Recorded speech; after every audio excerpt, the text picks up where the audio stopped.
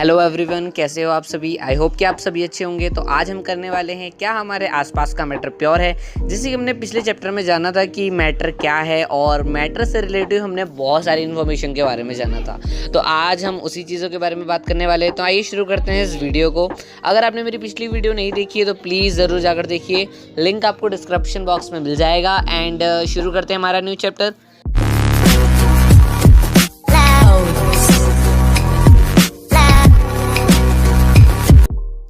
Purity ही हमारी guarantee है। लेकिन क्या मतलब है लोगों का जब वो किसी भी चीज़ को प्योर बताते हैं। जैसे कि ये दूध सबसे ज़्यादा प्योर है, ये जूस सबसे ज़्यादा प्योर है।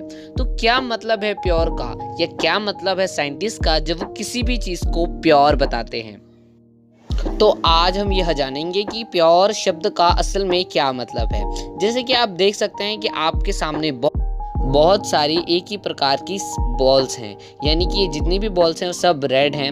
मैं इसमें से एक छोटी सी गतिविधि करूँगा। मैं इसमें से किसी भी डायरेक्शन से एक बॉल निकालने की कोशिश करता हूँ। तो मैं किसी भी डायरेक्शन से निकालूँ तो मुझे एक रेड बॉल ही मिलेगी। इसके अलावा मुझे और कोई बॉल नहीं मिलेगी, क्योंकि यहाँ पर जितनी भी बॉल्स हैं वो सब रेड बॉल्स ही हैं।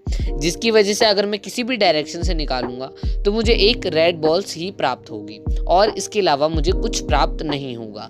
दूसरी तरफ इसी बॉल के अंदर मैं कुछ अलग अलग प्रकार की बॉलें भी मिला देता हूँ, जैसे कि ब्लू, ग्रीन और ऐसे बहुत सारे रंग वाली बॉलें इसके अंदर ऐड कर देता हूँ। फिर उसके बाद मैं यही चीज़ दोबारा दोहराता हूँ, लेकिन अब की बार मुझे एक ही प्रकार की बॉल नहीं मिलने वाली है, क्योंकि यहाँ पर जितनी भी बॉल्स हैं वो सब अलग अलग प्रकार की हैं। इसलिए मुझे एक ही प्रकार की बॉल नहीं मिलने वाली है, क्योंकि यहाँ पर हर प्रकार की बॉल मिक्स हुई हुई है। तो ये क्या है, जहाँ पर एक ही प्रकार की बॉल्स थी, यानी कि जो एक ही तरह के कण थे, यानी कि हम जो बॉल है उसे हम कण मान रहे हैं, और जो एक ही तरह की जो बॉल्स हैं इसे हम प्योर कहते हैं। यानी कि प्योर क्या है, जो एक ही तरह के कणों से मिलकर बना हुआ होता है, यानी कि एक ही तरह के पार्टिकल से मिलकर बना हुआ होता है। दूसरी तरफ जिसके अंदर हमने अलग अलग प्रकार की बॉलें मिक्स कर दी थी उसे हम मिक्सचर कहते हैं। ये एक इम्प्योर पदार्थ कहलाता है। इम्प्योर पदार्थ यानी कि अशुद्ध पदार्थ कहलाता है।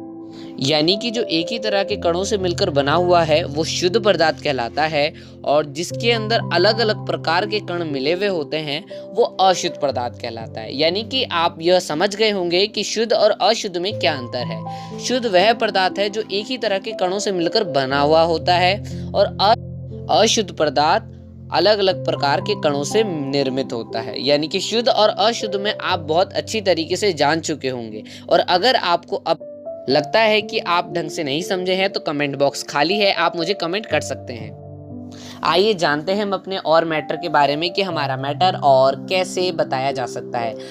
हमारे मैटर को दो भागों में बांटा है, पहला शुद्ध पदार्थ और दूसरा मिश्रण।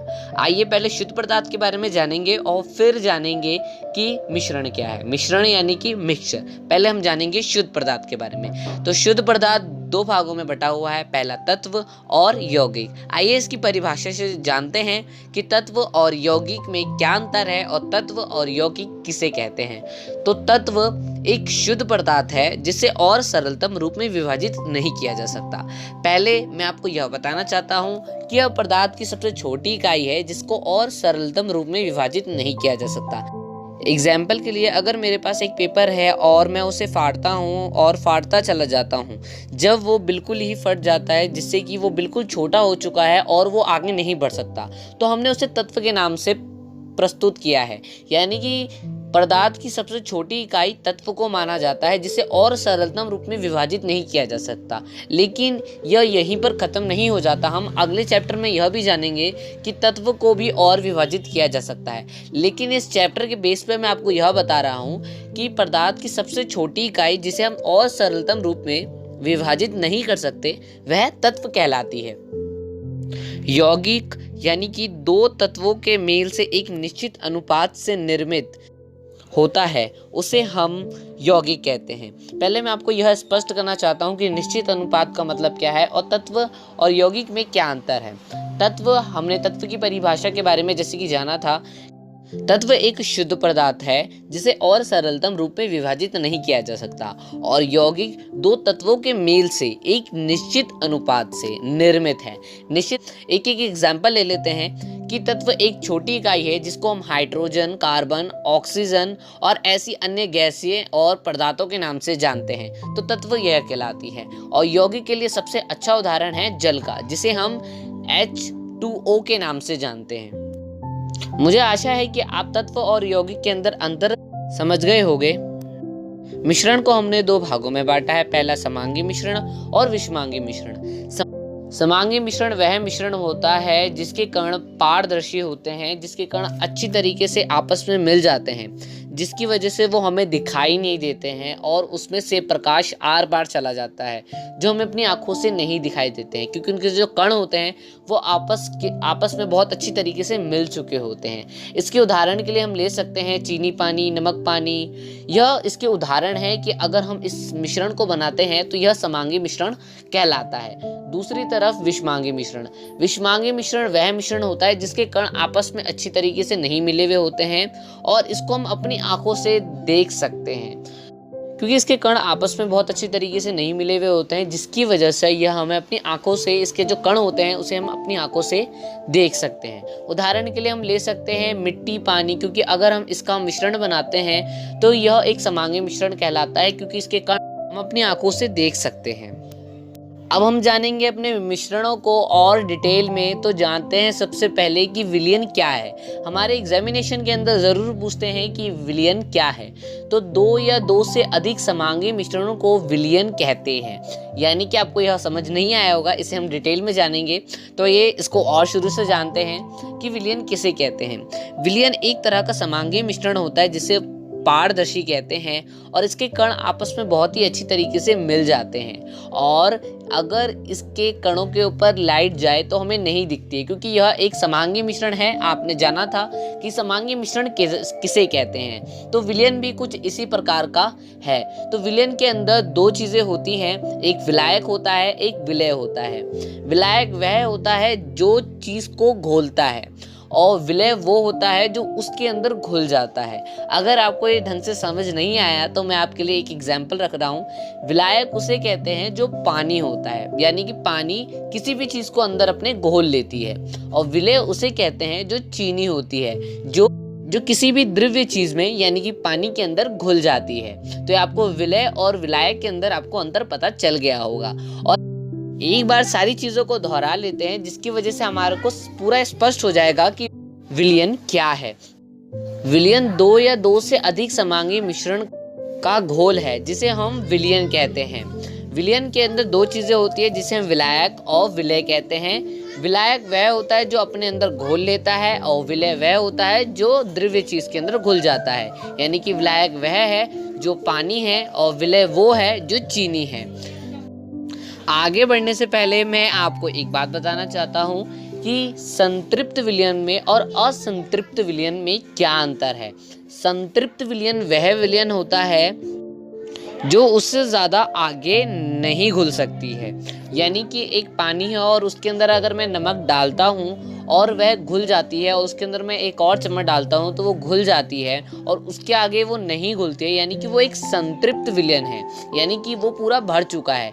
एग्जाम्पल के लिए मैं एक और एग्जाम्पल दूंगा इससे पहले कि मैं असंतृप्त विलयन के बारे में बताऊँ। तो असंतृप्त विलयन वह विलयन होता है जो और की उपेक्षा में रहता है। और की उपेक्षा यानी कि अगर मैं उसके अंदर चीनी और डालूं और डालने की भी उसके अंदर जगह हो, यानी कि वो और चीनी घोल सकता है, तो वो एक असंतृप्त विलयन है। यानी कि संतृप्त विलयन में और असंतृप्त विलयन के अंदर क्या अंतर है ये आपको स्पष्ट हो गया होगा।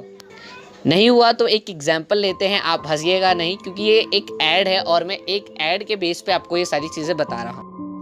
जैसे कि आपके सामने एक लेडी मैगी खा रही है एंड वो खाती जा रही है, यानी कि वो और खा सकती है। तो ऐसी स्थिति को हम असंतृप्त कहते हैं। और संतृप्त वो होता है जैसे कि अब व्यक्ति वो और नहीं खा सकता है, यानी कि जैसे कि हम और खाना नहीं खा सकते, हमारा पेट भर गया है, तो हम संतृप्त विलयन बन जाते हैं। तो आपको मुझे आशा है कि आप संतृप्त और असंतृप्त में अंतर स्पष्ट हो गया हो। आगे बढ़ते हुए और अब हम जानेंगे कि मिश्रण कितने प्रकार के होते हैं। तो काफ़ी इंटरेस्टिंग होने वाला है ये हमारा चैप्टर। तो स्टार्ट करते हैं कि हमारे मिश्रण कितने प्रकार के होते हैं। उससे पूर्व यानी कि मैं उससे पहले आपको यह बता देता हूँ कि हमने विलेन के बारे में पढ़ लिया है। मैं इस वीडियो को ज़्यादा लंबा नहीं करना चाहता हूँ, इसलिए मैं इस चीज़ को दोबारा नहीं दोहराऊँगा। विलेन को जानते हुए हम अपने अगले मिश्रण के बारे में जानते हैं, कॉलाइड मिश्रण। यह एक ऐसा मिश्रण होता है जिसके कण इतने छोटे होते हैं कि हम इसे अपनी आंखों से देख सकते हैं। और इतना ही नहीं, यह एक टिंडल इफेक्ट भी करता है।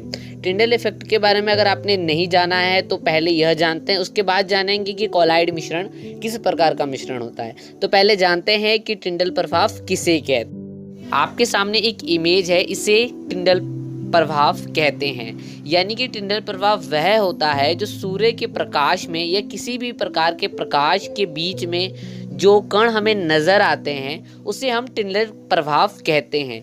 आपके सामने एक और इमेज है, ये इमेज एक जंगल की है। आप इसके अंदर भी देख सकते हैं कि सूर्य का प्रकाश किस प्रकार फैला हुआ है और उसके बीच कैसे टिंडल प्रभाव दिखाई दे रहा है।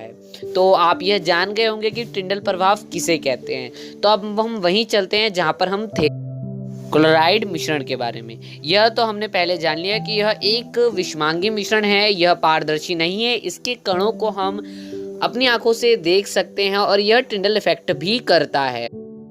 तो अब हम जानेंगे कि हमारे कॉलाइड मिश्रण के अंदर कैसे होता है टिंडल इफेक्ट। तो जैसे कि आपके सामने एक ग्लास है और उसके अंदर थोड़ा पानी है एंड मैं इसके अंदर कुछ ऐड कर देता हूँ और इसके अंदर आप यह देख सकते हैं कि जो हमारा मिल्क है वो पूरे वाटर के अंदर मिक्स हो गया है। तो यह एक कॉलाइड मिश्रण बन चुका है। तो यह भी जानते हैं कि यह टिंडल इफेक्ट कैसे करता है, क्योंकि हमारा मेन मोटिव यही है कि टिंडल प्रभाव असल में इसके अंदर कैसे होता है। तो जैसे कि आप देख सकते हैं कि हमने एक लेज़र लाइट लेके उस मिश्रण के बीचों बीच डालने की कोशिश करी। तो आप यह देख सकते हैं कि प्रकाश इसके आर पार जाता है। जो लेज़र लाइट का जो प्रकाश है वो पूरे ग्लास के अंदर फैल चुका है। तो ये कैसे होता है, यही हमें ये जानना है। तो जैसे कि आप देख सकते हैं यहाँ पर लेज़र लाइट एक पार्टिकल को हिट कर रही है एंड जो वो पार्टिकल है वो उस प्रकाश को अपने चारों ओर फैला रहा है। उसके आगे वाले पार्टिकल को वो लेज़र लाइट हिट करती है और इसकी वजह से जो प्रकाश होता है वो उसके अंदर भी फैलने लग जाता है और फिर उसके पीछे वाले को भी वो हिट करती है। ऐसे करते करते वो पूरे के पूरे ग्लास के अंदर टिंडल इफेक्ट बन जाता है। तो आप देख सकते हो यहाँ पर जो मिल्क का जो मिश्रण है वो पूरी बॉटल के अंदर हमारी लेज़र लाइट फैल रही है। यानी कि आपको यह भी पता चल गया कि कॉलाइड मिश्रण के अंदर कैसे टिंडल इफेक्ट होता है। धुंध कोहरा इसके उदाहरण है, क्योंकि जो इसके जो कण हैं, आपको मैंने जैसे कि बताया कि इसके पार्टिकल्स टिंडल प्रभाव करते हैं, तो इसका उदाहरण भी यानी कि जो इसका मिश्रण है वो कुछ इसी प्रकार का होता है। उदाहरण के लिए जैसे कि हम कह सकते हैं धुंध, कोहरा और ऐसी अन्य मिश्रण हैं। एंड मैं इसके अंदर कुछ ज़्यादा ऐड नहीं करना चाहता हूँ। तो जैसे कि मैंने बताया कि इस वीडियो को हमें ज़्यादा लंबी नहीं करनी है, तो आगे बढ़ते हुए हम लास्ट निलंबन मिश्रण के बारे में जानते हैं। निलंबन मिश्रण विषमांगी मिश्रण होता है। जो इसके कण होते हैं वो आपस में बहुत अच्छी तरीके से नहीं मिलते हैं और इसके कणों को हम अपनी आंखों से देख सकते हैं और इसे हम इसको छानने की विधि से भी अलग कर सकते हैं। और इसके जो कण होते हैं वो अस्थायी होते हैं, यानी कि कुछ समय के बाद यह नीचे बैठ जाते हैं, यानी कि यह अस्थायी होते हैं। इसके जितने भी कण होते हैं वो कुछ इसी प्रकार के होते हैं। और उदाहरण के लिए हम कह सकते हैं कि खनिज और पानी का घोल, तो यह एक निलंबन मिश्रण कहलाता है। तो आप समझ ही गए होंगे कि मिश्रण किसे कहते हैं और मिश्रण के हमने प्रकार के बारे में भी जान लिया है और टिंडल इफेक्ट के बारे में भी हमने जान लिया। इसी के साथ हमारा यह चैप्टर खत्म होता है। ये वीडियो आपको कैसी लगी प्लीज़ कमेंट बॉक्स में ज़रूर बताएं एंड आए हो तो लाइक करके ज़रूर जाना। एंड ये मैंने फर्स्ट टाइम पूरी एनिमेशन वाली वीडियो बनाने की कोशिश करी है, तो प्लीज़ मुझे कमेंट बॉक्स में ज़रूर बताना कि आपको कौन सी वीडियो अच्छी लगी, ये पूरी एनिमेशन वाली या जैसे हम पहले बनाते थे। तो मैं उसी के ऊपर ज़्यादा काम करूँगा। तो thank you for watching this video and तब तक के लिए बाय बाय। तो मुझे कमेंट ज़रूर करना।